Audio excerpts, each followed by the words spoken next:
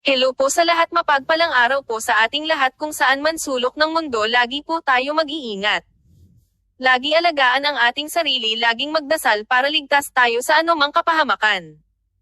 Bago ang lahat, huwag po natin kalimutan suportahan ang ama ng Kalingap, Kuya Val Santos, Matubang Kalingap, Rab, Ma'am Edna at sa iba pang Kalingap at Kalingap Edo.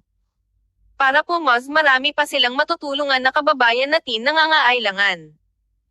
Kung mapapansin po natin kay Kalingap Edo, kahit hindi man po aminin sa tagal at sa lagi nilang magkasama ni Erica, talagang tinamaan si Kalingap Edo. Excited at matutuwa naman po ang fans ng Edrica pag si Kalingap Edo ang magsalita.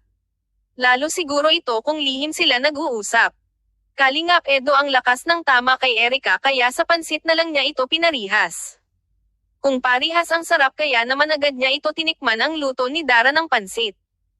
Iba talaga pag marami kang memories na maalaala sa pagkain sa pag-alis kung saan kayo lugar na masaya.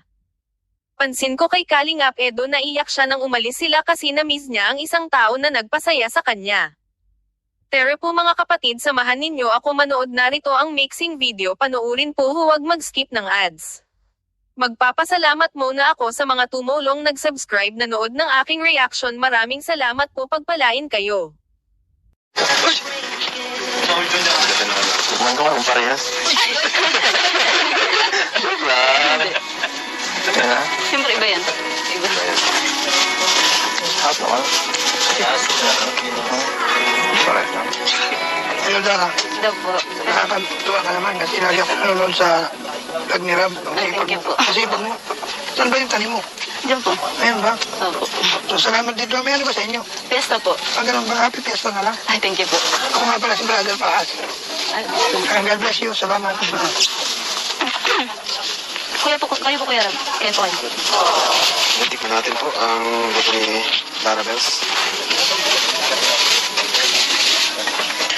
Ayun. Thank you, Dara.